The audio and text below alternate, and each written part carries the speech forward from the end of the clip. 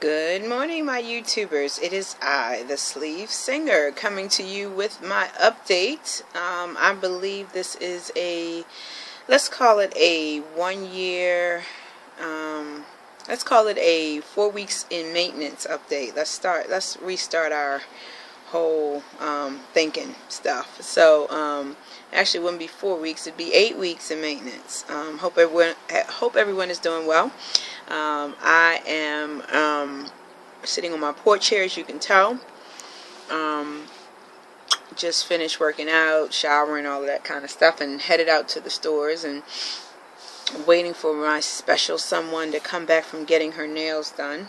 So I thought I'd make an update really quick because I haven't posted in a while, and I am approaching a new month. And I think it's pretty much been about a month. I think the last time I posted was August 30th, maybe 31st, when after I met the Delaware Park Divas on my way back to work out and stuff. So I thought I'd make another one about 30 days later. So here we are. So anyway, let me give you some quick numbers. My highest recorded weight, which was around May of 2012, is 295 pounds. I had surgery on August 1st, 2012. At that time, I weighed 277 pounds. Last time I reported to you guys, I think the last video where I actually said my weight, because I know I did in the one where I was talking about the Delaware Park Divas, but I think the last time that I said my weight, it was at 172, and that was at my surgeon's 1 year appointment. As of this morning, I'm at 167. And the morning that I had my my 1 year doctor's visit, that morning he weighed me in at 172, but that morning I weighed 169. So I've probably dropped a little bit. I feel like right now I'm losing inches more than weight, but the scale did say 167, and I'll take it.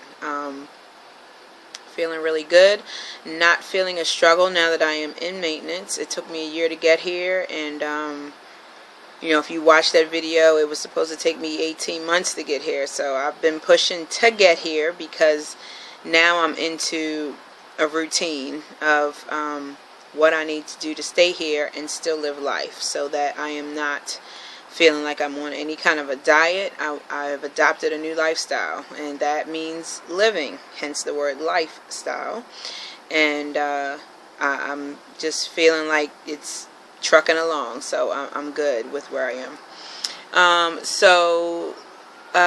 What else do I have to tell you guys? I was asked, well, let's go back.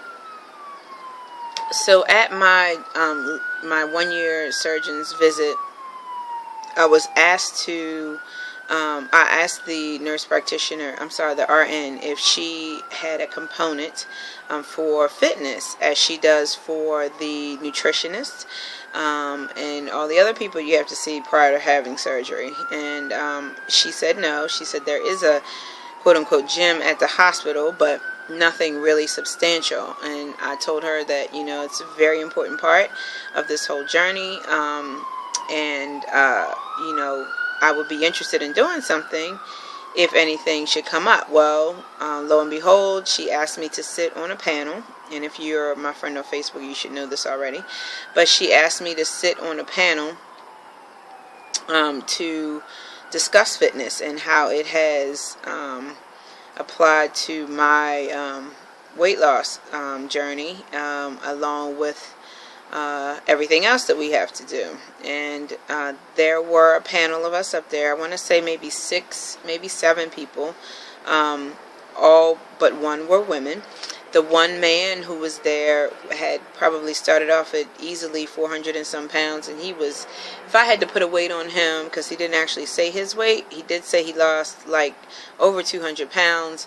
I guess I'd probably give him 180, 160, 170. I'm terrible at that, but that just gives you an idea of how small he is now. And he was very inspirational. He talked about how, you know, he was afraid to work out, which really kind of aimed, there's Nyla, really kind of, that's the, I see a squirrel bark, so it might be a minute, y'all. Nyla, stop. It really reached out to this one woman in the audience, Nyla, who was pre-op. That's a dog bark. Who was pre-op, and she is probably in her 4s. I think she said her weight was around 4 something. So she was very very inspired by him, because her concern, and as she told us her concern, she started to cry, was after surgery she definitely wanted a fitness regimen, but was worried about her knees and back and all that hurt now, injuring those things even more post-op, trying to be, active in the gym.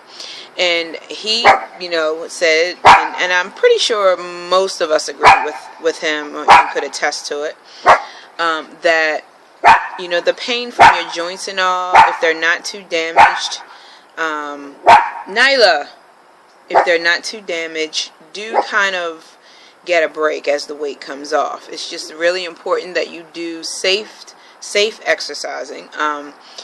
She should maybe start off with water aerobics, where, all your weight from your joints is taken off, but you're still getting a good workout. Water aerobics is no joke. I chimed in when I talked about footwear. Y'all know I was going to go there. That once she gets to a point where she wants to do something outside, that it's very important for her to go and get her foot measured and find out the kind of shoes that she needs to protect her knees and back and so forth. Because remember, guys, we're in this for the long haul, not for the short time. And we want to be in this game for as long as humanly possible, and without or with less injury as much as we can avoid it.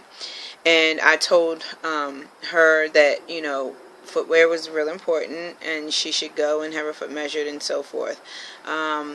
She asked me what I recommended. I told her I'm an Asics girl, big time Asics girl, but Asics, Brooks, Saucony, I think that's how you say that one. Those are all really good. And of course Nike, I'm wearing a big old Nike swoosh on my chest.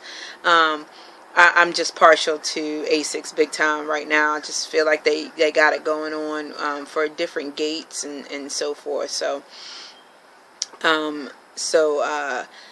I said, but go to, there's this one store here in Maryland called Roadrunner Sports, where they actually videotape your foot running so they can get your gait, your barefoot running on the treadmill. I mean, it's like for 10 seconds if it's that. So nothing to be worried about, but it's really so you can see your stride.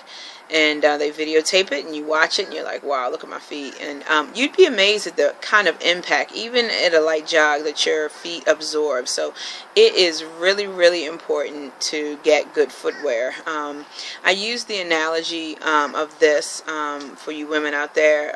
You guys will spend, $300, $400 on, a certain purse that you want, or pair of pants, or piece of jewelry.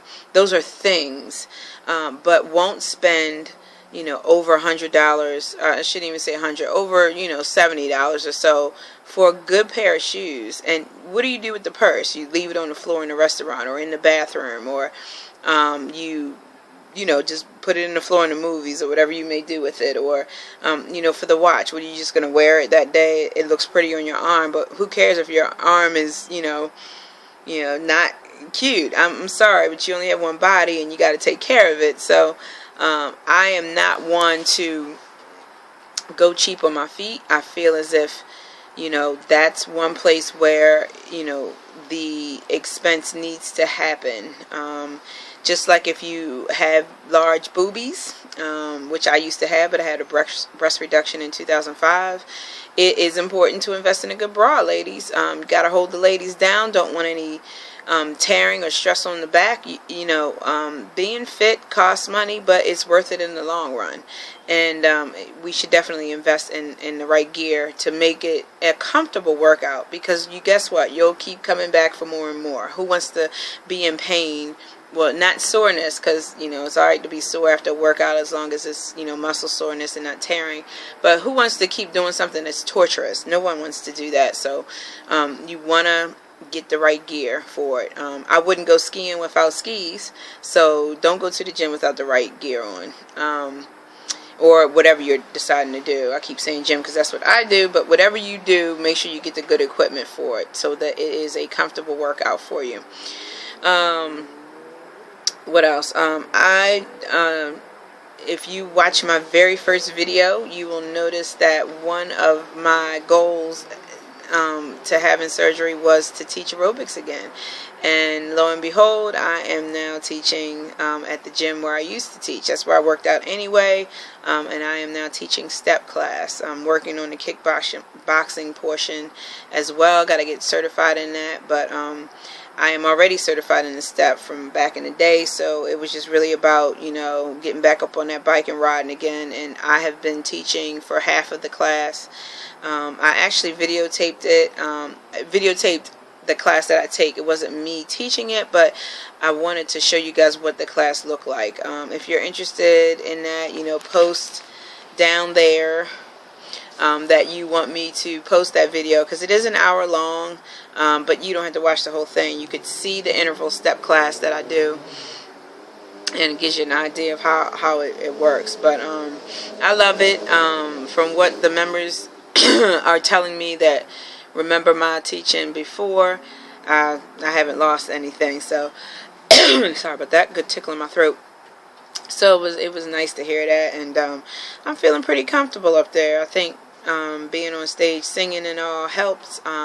But what's great about it is now it's less of me up there, and I feel the energy now. I'm able to do those higher impact moves that I couldn't do or would attempt to do before when I was heavier, because I was at least, you know, 70-75 pounds heavier when I was teaching.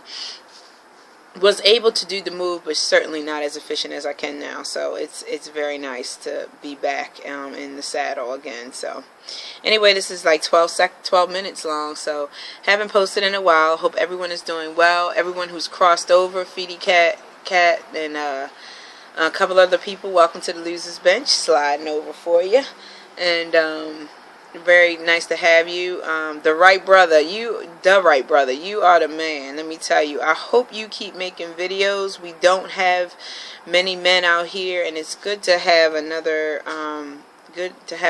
side to the male weight loss surgery community. We had a few, but they have backed out, and you know, Northern Southerner makes his videos to keep us motivated. But you're very pre-op, George, and it's just good to see your mindset. I love it, and that's the key to this journey, because weight loss surgery is not the short answer to a bigger problem. Find the bigger problem, work with the tool, and it will work with you. You guys have a great weekend, and I'm headed to the stores. See ya.